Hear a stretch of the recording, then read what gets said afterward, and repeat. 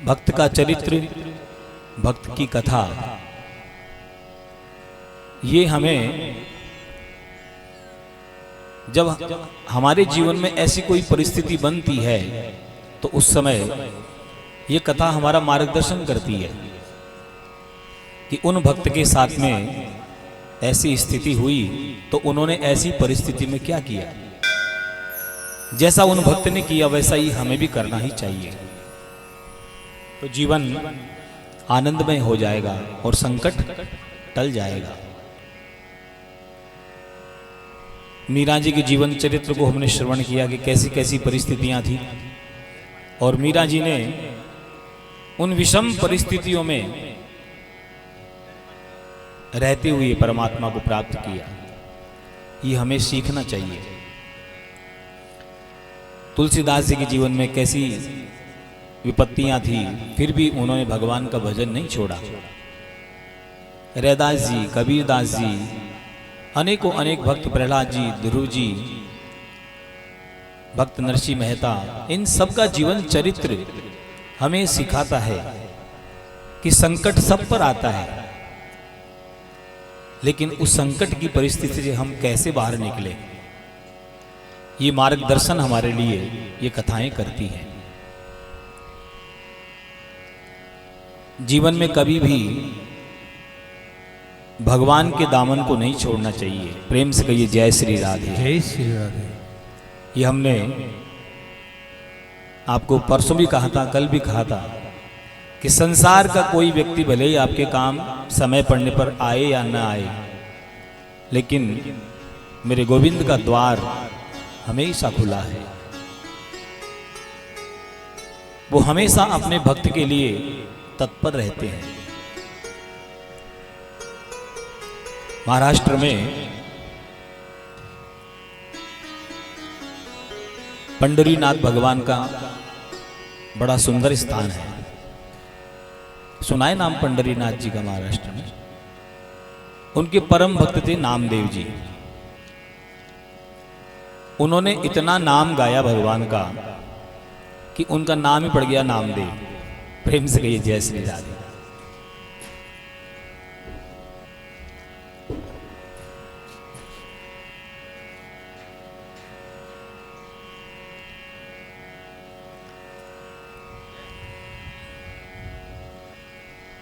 तो उनका नाम पड़ गया नामदेव।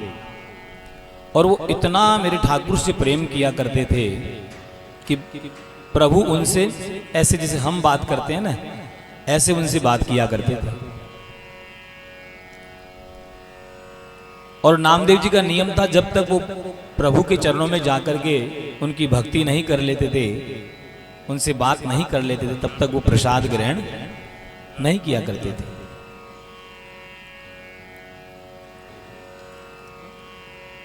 काम किया करते थे और नामदेव जी महाराज भगवान से नित्य निरंतर वार्ता किया करते थे। एक दिन इनकी पत्नी ने कहा कि आप रोज ठाकुर से बात करते हो, पंढरीनाथ जी से, और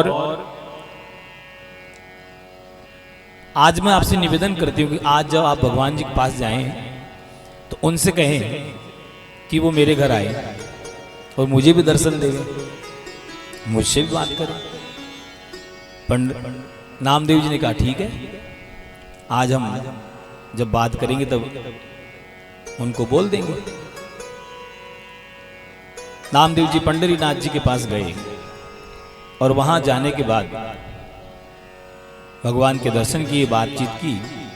तो बातचीत में कहा कि प्रभु मैं रोज आपके पास आता हूं, रोज आपसे आपके दर्शन करता हूं, तो आज आप मेरे घर भी चलिए।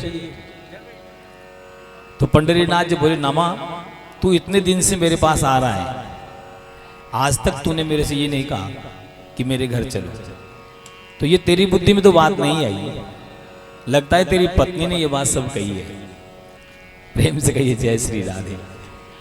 नामदेव जी ने कहा हाँ प्रभु, बात तो इच्छा तो उसी की थी, उसी ने कहा था भाई एक बार घर बुला के लाओ। भगवान बोले नामा मैं चल तो सकता हूं, लेकिन मैं तुम्हारे साथ चल पड़ा तो यह मंदिर खाली हो जाएगा। मेरे भक्त मेरे यहाँ आते हैं तो फिर उनको दर्शन कौन देगा? नामदेव जी ने कहा भाई बात तो सही है प्रभु, ठीक है मैं अपनी पत्नी से पूछ के आता हूँ। घर गए, जाकर के पत्नी से पूछा तो पत्नी ने कहा कि प्रभु तो सर्व समर्थ हैं, वो तो सब कुछ कर सकते हैं। तो जब वो यहाँ मेरे को दर्शन देने घर आएंगे तो उतने समय के लिए आपको वहाँ खड़ा कर देंगे और वो घर पे आ जाएंगे। भगवान तो कुछ भी कर सकते हैं। नामदेव जी का हाँ ठीक बात है, वो तो कुछ भी कर सकते हैं भगवान। तो जा करके फिर पूरी बात बता दी। भगवान बोले तुम्हारी पत्नी है तो बुद्धिमती, मैं कर तो सकता हूँ। और फिर कहा कि चल ठीक है तू मेरी जगह खड़ा हो जा। और पंडरीनाथ जी ने नामदेव को अपना स्वरूप दे दिया और वहां अपनी जगह खड़ा कर दिया। अब जब पंडरीनाथ जाने लगे तो पीछे से आवाज लगा के बोले भगवान कहीं ये नहीं कि बाहर चले गए तो फिर चले गए, कहीं मैं यहाँ अंदर अटका ही पड़ा रहूं, दर्शन देकर जल्दी आ जाना। और भगवान ने अपना स्वरूप दिया। नामदेव जी वहां अंदर खड़े हो गए भक्तों को दर्शन देने के लिए। और मेरे प्रभु नामदेव जी की पत्नी के पास में गए। वहां नामदेव की पत्नी ने भगवान की बहुत सेवा की और मेरे प्रभु ने जैसे विदुरानी जी के छिलके खाए थे वैसे जैसा भी रूखा सूखा उसके पास में था वो प्रभु को उसने प्रसाद करवाया है। और मेरे प्रभु बड़े प्रेम से उनके यहाँ प्रसादी ग्रहण की है। सेवा सत्कार सत्संग में ही रात के 10 बज गए। 10 बजे भगवान को याद आया अरे मैं तो नामदेव को वहां मेरी जगह खड़ा करके आया हूं, वो तो थक गया होगा। 10 बजे प्रभु पहुंचे तो नामदेव जी ने कहा प्रभु आपकी जैसे यूं यहाँ ऐसे खड़े तो आपके जैसे खड़े होने में मेरा पूरा कितना बदन दुख गया। आप तो चले गए तो चले गए, रात के 10 बज गए, अब आए हो आप कितनी देर को मुझे खड़े हुए। भगवान बोले नामदेव अब तू अंदाज लगा, तू एक दिन मेरी जगह खड़ा है और तू कह रहा है कि मैं थक गया। मैं तो 2400 घंटे ऐसे अपने भक्तों के लिए खड़ा रहता हूं, मैं तो थकता ही नहीं कभी। मेरे भक्तों के लिए मैं 24 घंटे इसी मुद्रा में खड़ा रहता हूं। कहने का अभिप्राय भगवान पे विश्वास करो, भगवान का ध्यान करो, ये हमें भागवत जी सिखाती है। प्रभु से प्रेम करो तो वो जरूर जीवन में आएंगे। इन भक्तों की चरित्र भक्तों की चरितावली हमें यही सिखाती है। नरसिंह जी को 52 बार दर्शन दिया भगवान ने। कितनी बार? 52 बार दर्शन दिया नरसिंह जी को, एक बार भी नहीं। और कलयुग में दिया है। 5000 वर्ष पहले भगवान ये धराधाम छोड़ करके चले गए थे, लेकिन अभी नरसिंह जी हैं तो उनको 52 बार उनके जीवन में दर्शन दिया। तो भक्तों के लिए प्रभु कुछ भी कर सकते हैं, बस भाव से बुलाने वाला उनको चाहिए। यदि भाव प्रधान है आप में तो परमात्मा सब कुछ कर सकते हैं। सब कुछ मानी सब कुछ कर सकते हैं। एक वृंदावन में संत थे, ज्यादा पुरानी बात नहीं है, 30-35 वर्ष पुरानी बात ही है। तो वो जब आते थे तो लोग उनको सब कहते थे जज साहब। साधु वेश में थे वो, लेकिन सब उनको जज साहब कहा करते थे। जज साहब आ गए, जज साहब आ गए। तो एक बार किसी ने पूछा कि लोग इनको जज साहब क्यों कहते हैं। तब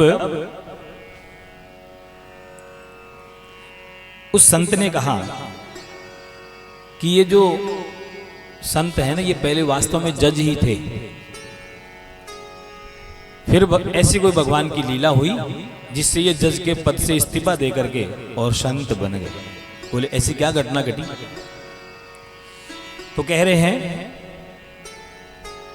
दक्षिण भारत में एक छोटी सी जगह थी और वहां गांव में एक लोक अदालत, जो गांव में छोटी कचहरी होती है, उस कचहरी में वो जज थे। तो इनके यहां जहां ये जज थे उसी गांव के पास की घटना, एक सीधा साधा गांव का सच्चा आदमी जिसका नाम था भोला, वो नाम से भी भोला था तो स्वभाव से भी भोला ही था। वो सिर्फ और सिर्फ गांव में रघुनाथ जी का मंदिर था, उन रघुनाथ जी महाराज को ही सब कुछ मानता था। मेरे माता भी यही है, मेरे पिता भी यही है, मेरे भाई भी यही हैं, बंधु भी यही हैं, सब मेरे यही हैं। नान्यम जाने नहीं बजाने न जाने, भाई इनके अलावा मेरा और कोई नहीं है। इतना दृढ़ विश्वास रघुनाथ जी में था उनका।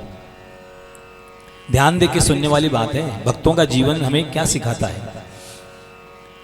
तो ये भोला था ना, ये केवट जाति का था। केवट जानते हो, नाव चलाने वाले नाविक।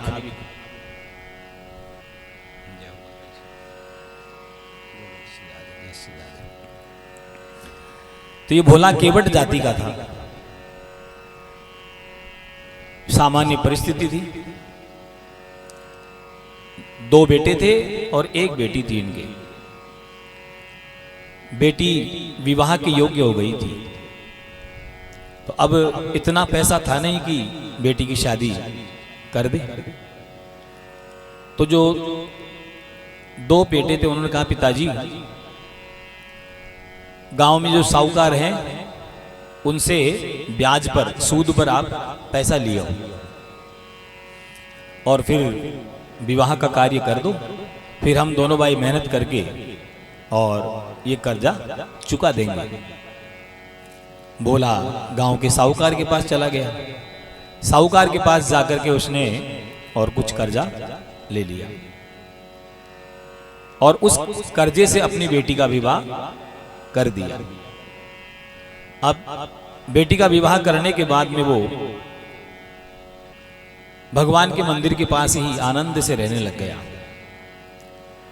कुछ समय तक बाद में जो बेटे थे उन्होंने मेहनत करके जितना पैसा साहूकार से लिया था वो पैसा इकट्ठा करके पिताजी को दे दिया। भाई पिताजी, ये पैसा ब्याज सहित हमने इकट्ठा कर लिया है, तो ये आप पैसा दे करके और उनको अपना हिसाब जमा करके आ जाओ। भोला पैसा लेकर के साहूकार के पास चला गया। साहूकार के पास जाकर के ब्याज सहित पूरा पैसा जमा करवा दिया। अब साहूकार ने पर्ची बना के दे दी कि भोला को जो पैसा दिया था आज तक ब्याज सहित जमा, और पर्ची बना करके और भोला को बोला ये पर्ची ले ले, मैंने सब लिख दिया है। क्या लिखा है देखते गए। अब वो सीधा साधा अनपढ़ आदमी, उसने कहा रघुनाथ जी जाने, आपने लिख दिए, रघुनाथ जी जाने। अब साहूकार ने सोचा, उसके मन में पाप आ गया कि ये तो कुछ जानता तो है नहीं, पढ़ा लिखा है नहीं, तो उसके मन में पाप आ गया। और पाप आते ही उसने क्या कहा, बोला तो अंदर से पानी लिया, पानी पी लेंगे।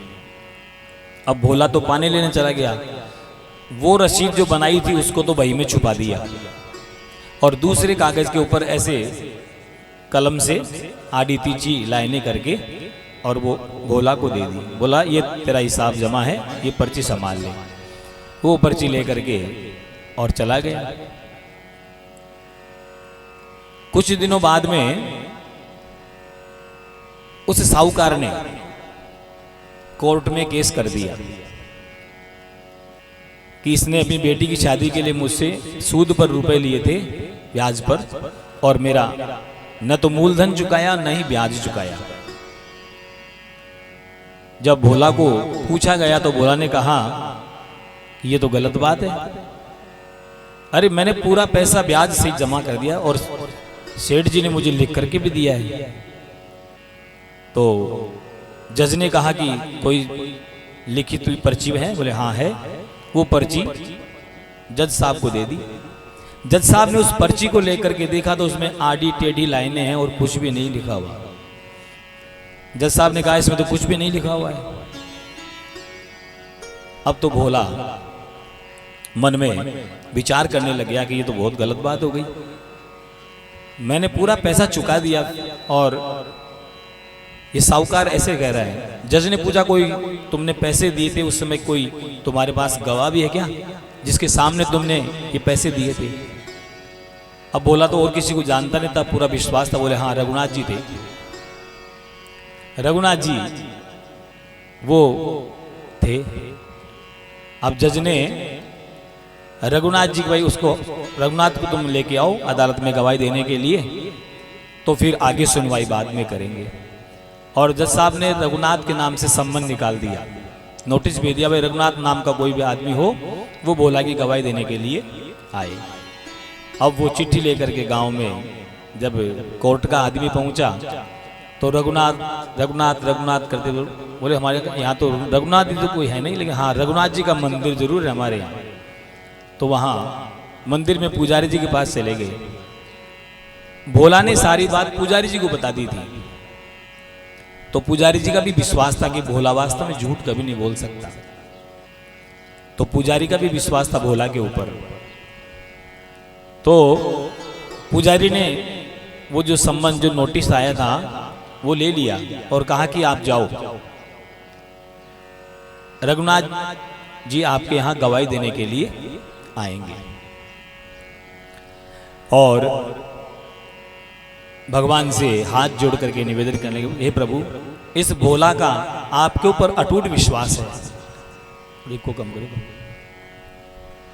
यहां से इनको हटा दो, तुम शांति से बैठो, हटाओ, तेरा ध्यान आ रहा है।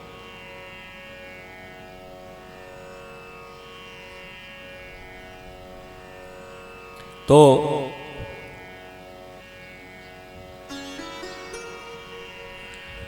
प्रेम से कहिए जय श्री राधे। जय श्री राधे। पुजारी ने कहा प्रभु इस भोला का आपके ऊपर पूरा विश्वास है, कहीं इसका विश्वास मत तोड़ देना। और पुजारी जी भगवान से निवेदन कर रहे हैं। इधर भोला भी भगवान के दरबार में आए हैं, आंसू बहा करके प्रभु से कहा कि प्रभु मैंने तो बेईमानी की नहीं है, मैंने तो पूरा पैसा उसको दे दिया है। अभी उस सेठ के साहूकार के नियत में खोट आ गई, इसका तो मैं भी क्या करूं। भगवान के मंदिर में खड़े होकर के केवट यही कहने लगे कि हरि बिन संकट कौन निवारे, ओ हरि बिन संकट कौन निवारे, हरि बिन संकट कौन निवारे, हरि बिन संकट कौन निवारे, हरि बिना संकट कौन निवारे, साधनहीन दीन मलिन, साधनहीन दीन मलिन, जाऊं केही के द्वारे, हाँ मैं जाऊं केही के द्वारे, हरि बिन संकट कौन निवारे, हरि बिन संकट कौन निवारे, हरि बिन संकट कौन निवारे।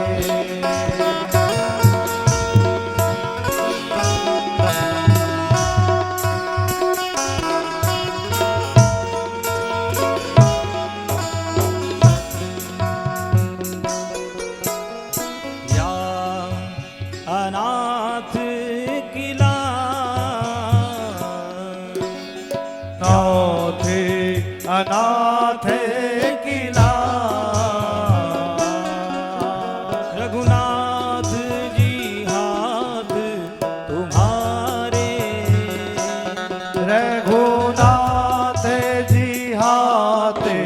तुम्हारे। हरि बिन संकट कौन निवारे। ओ हरि बिन संकट कौन निवारे। हरि बिन संकट कौन निवारे।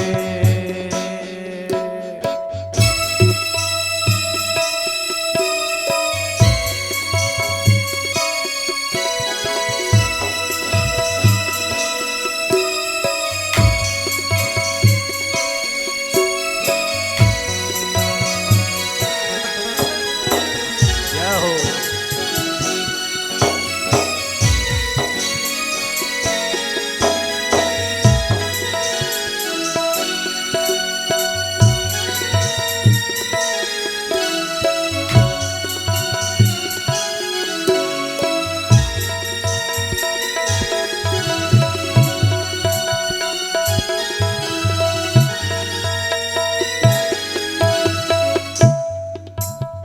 दीन दयाल सुनी जब ते,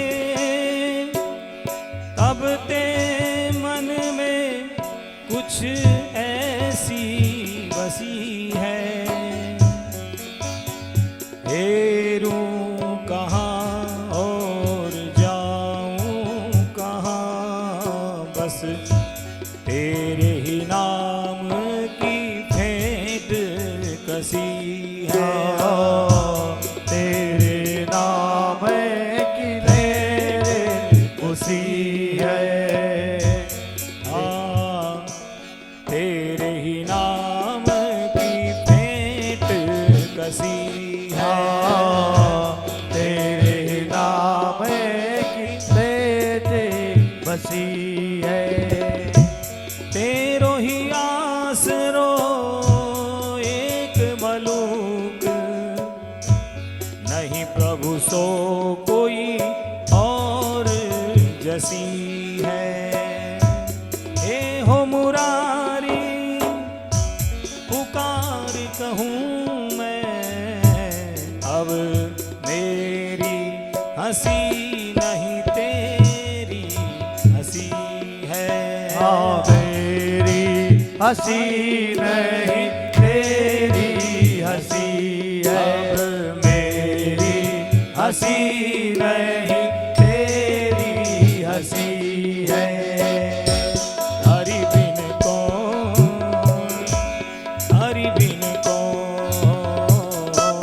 हरि बिन कौन, हरि बिन कौन, हरि बिन संकट कौन निवारे।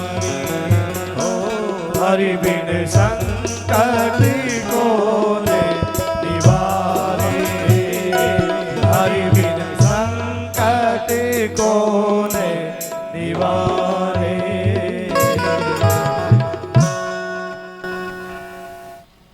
भोला भगवान के पास निवेदन कर रहा है कि हरि बिन संकट कौन निवारे। हे प्रभु, आपके बिना मेरा कौन संकट निवार सकता है। मैं तो आप ही की शरण हूं, आप ही को जानता हूं। यहां जब पुजारी जी के पास में भोला पहुंचे हैं, तो पुजारी जी ने भोला को आश्वासन दिया कि तुम चिंता मत करो, मुझे पक्का विश्वास है कि तुम्हारी गवाही देने के लिए रघुनाथ जी जरूर आएंगे। और भोला जो जज साहब ने तारीख दी थी, उस तारीख पर वहाँ कोर्ट में पहुँच गया। साहूकार भी पहुँच गया। जो कोर्ट के बाहर आवाज़ लगाते हैं, रघुनाथ हाजिर हो, रघुनाथ हाजिर हो, रघुनाथ हाजिर हो। जब आवाज़ लगाई है तो सब लोगों ने देखा कि ये रघुनाथ कौन है, इसकी गवाही देने कौन आएगा। रघुनाथ नाम का तो हमारे गांव में कोई आदमी नहीं है। तो सब लोग द्वार की ओर देखने लग गए। तो सब ने क्या देखा है कि एक बूढ़ा हाथ में लकड़ी लेकर के और धीरे धीरे दरवाजे से अंदर आ रहा है कि चाल लटपटी सी एक वृद्ध की झुकी सी देह है, दुपटी फटी सी शीस बांधे धर आए हैं, हाथ में है छड़ी पड़ी तुलसी की ही माल, और माथे पर रोरी चारु चंदन चढ़ाए हैं। साहब के सामने विनीत चपरासी साथ, आज रघुनाथ जी गवाह बन के आए हैं। आज रघुनाथ जी गवाह बन के आए हैं। उस चपरासी के साथ में अंदर आए, आकर के जो कटहरा होता है उस कटहरे में रघुनाथ जी खड़े हो गए। जज साहब ने पूछा कि आप कौन है? बोले मैं रघुनाथ। अब बोले आपके सामने इस साहूकार को पैसे दिए थे? बोले हाँ, मेरे सामने दिए थे पैसे, मैं वहीं था। बोले तुम्हारे सामने दिए थे तो वो पर्ची बना के दी होगी ना सेठ जी ने? बोले हाँ दीदी, पर्ची बना के दी थी, लेकिन सेठ जी ने वो असली वाली जो पर्ची बनाई थी वो तो भोला को दी नहीं, और जो नकली खाली पर्ची थी वो भोला को दे दी। तो बोले असली पर्ची कहां पर है? तो रघुनाथ जी बोले कि सेठ जी के कमरे में 3 आलमारी रखी हुई है, उसमें जो बीच की आलमारी है, उस बीच की आलमारी में 32 नंबर की एक फाइल है। उस 32 नंबर की फाइल में वो पर्ची जो सेठ जी ने भोला के नाम से लिखी थी, वो पर्ची उसमें रखी हुई है, मेरे सामने रखी थी। अब सेठ जी भी घबराने लगे, इसको कैसे मालूम? लेकिन सेठ जी को कहा इसको मत जाने देना, इसको यहीं रोक लो गवाने का, आप अपने पुलिस के आदमी भेज करके और फिर वो फाइल मंगवा लो। पुलिस गई, 3 आलमारी देखी, बीच की आलमारी खोली, उसमें 32 नंबर की फाइल, उसमें वो पर्ची रखी हुई थी। ला करके जज साहब को वो पर्ची दे दी, और जज साहब ने वो पर्ची पढ़ी। तो पर्ची पढ़ करके और मुकदमे का फैसला सुना दिया, सेठ को सजा सुना दी, और जो भोला था उस भोला को बरी कर दिया। अब जज साहब ने फैसला सुना दिया, लेकिन जब अपनी गद्दी से नीचे उतर के आए तो खूब रोए, क्योंकि उनको भी मालूम था, जज होते हैं तो ये ऐसा थोड़ी उनको मालूम नहीं होता है कौन आदमी है, उसका कहाँ क्या संबंध है। उनको भी मालूम था कि रघुनाथ नाथ का नाम का कोई आदमी नहीं है, और ये भोला सच्चा आदमी है। लेकिन कोर्ट तो गवाह के ऊपर चलते हैं ना, कोर्ट के फैसले तो गवाह के हिसाब से होते हैं, इसलिए उन्होंने वो काम किया।